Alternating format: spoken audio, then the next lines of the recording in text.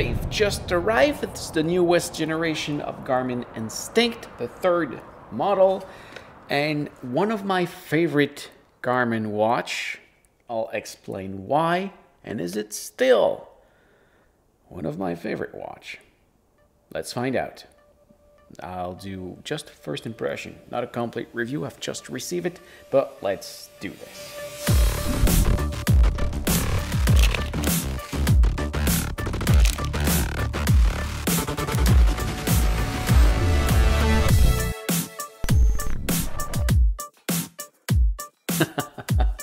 Here they are. But first, why did I say that the Instinct is one of my favorite watch? It's because if we go back to the first model, it was a watch that does a lot of things compare with the Phoenix to a very small fraction of the price. This is not the same thing anymore. Still a fraction of the price of the big Phoenix, but I think, unfortunately, that the first generation give you more for your money that this generation give you for your money, because it's, I believe, 3 or 4 times more expensive than the first generation. But I'm not saying that they do not worth the money they ask. It's just that the first generation was the watch that I would say to anybody that want a watch but doesn't have much money to put on it, to just grab an Instinct 1. It does a lot of stuff. Now, of course, it's bigger, it got a flashlight, it got more battery. So yeah, it's worth more. The barometer is placed at the right place, because before it was underneath and there was some problem with it. It's a way better watch than the first one, but it's more expensive. So let's start with, there's two models. There's the solar and the AMOLED.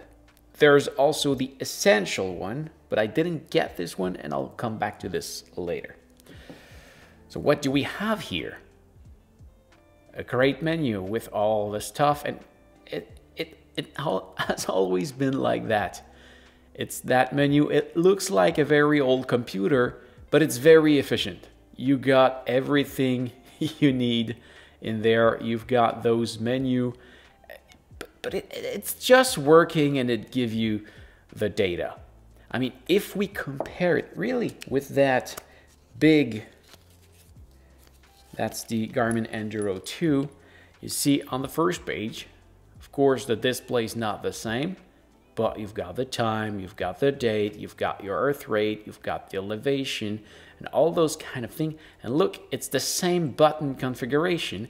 And if we go down into the menu, you see, we've got the weather. We've got the battery percentage, the time remaining. The weather, it's exactly the same information. It's more ugly, but it's the same thing. If I go into that menu, it will probably be displayed differently, but it's the same information that we have for a very small fraction of the price. See, sunrise, sunset, same information, just a different display. And of course, maybe I didn't place it in the same orientation, and I modify the menu on my Enduro 2, but it's the same principle. I'll see the menu. If I go inside the main menu, I can edit the watch face, going to the clock menu, history, activities and app, notification. It's the same thing, almost. So, great watch. Oh, no, and one more thing. I thought that the previous generation was ugly watch, and now it's better. I would not say that it's a beautiful watch, but it's prettier than what they did before. What do you think about this? I think it's better. Anyway, now let's compare it with the AMOLED. And That's one of the points. I'm a bit disturbed by this because the AMOLED model looks so much better than the MIP.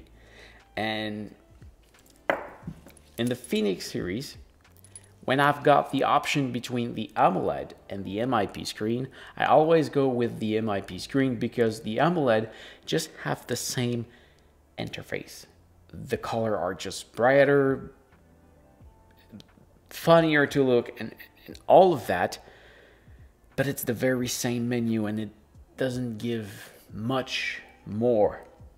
I think, in my opinion, I prefer the MIP because it give you a better lifespan about the battery.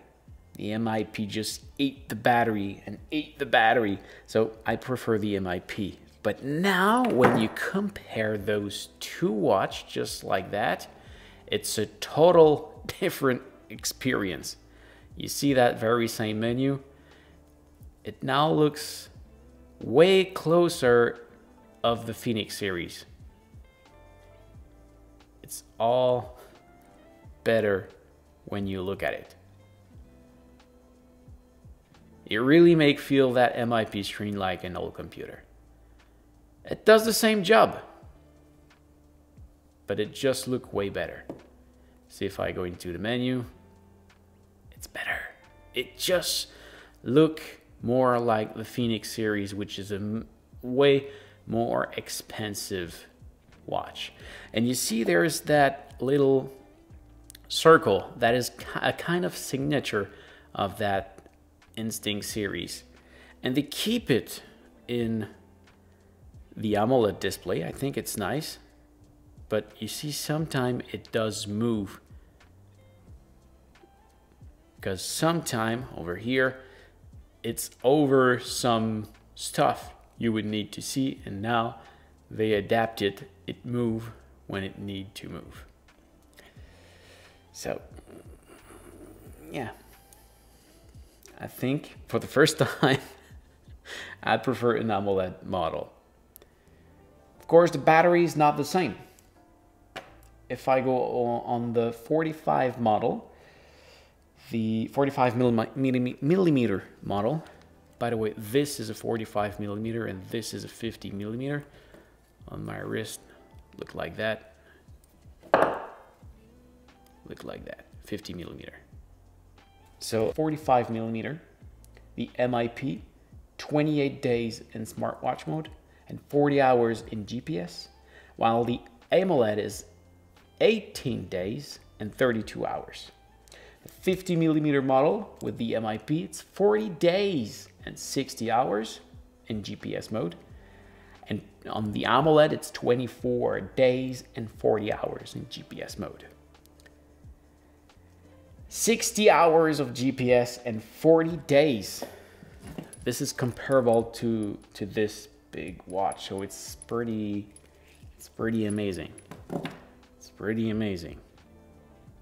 So what would I say? If you're in that budget of watch, I would go with the AMOLED display if you practice sport activity into the city or short one-day trip. You can even push further without issue. You see, with the 50 millimeter model, you still have 40 hours of activity, so you can go on to an expedition. But if you're the expedition guy,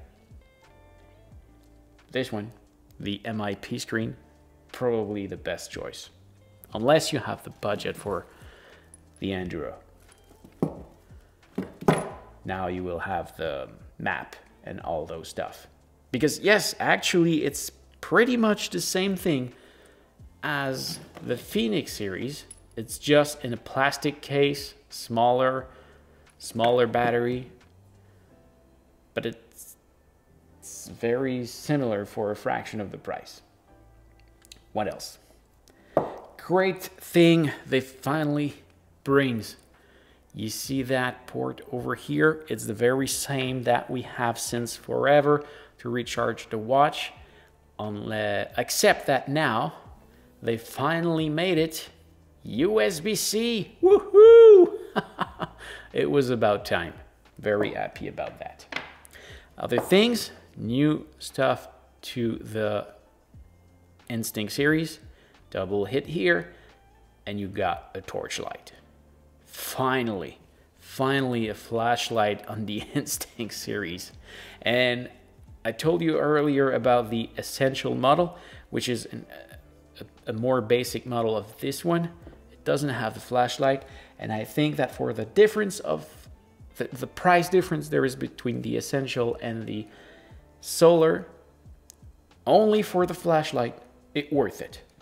It might look like just a gadget, but trust me, once you have this on your wrist, you will use it every day. I don't want a watch without flashlight anymore. It is that simple. 1080M for water resistance. That's great. This means that you can just wear it and go wherever you want and don't care about the water unless you go diving quite deep. Yeah. What do I have else? I think that the MIP screen could have, I think this should have put more pixels on it.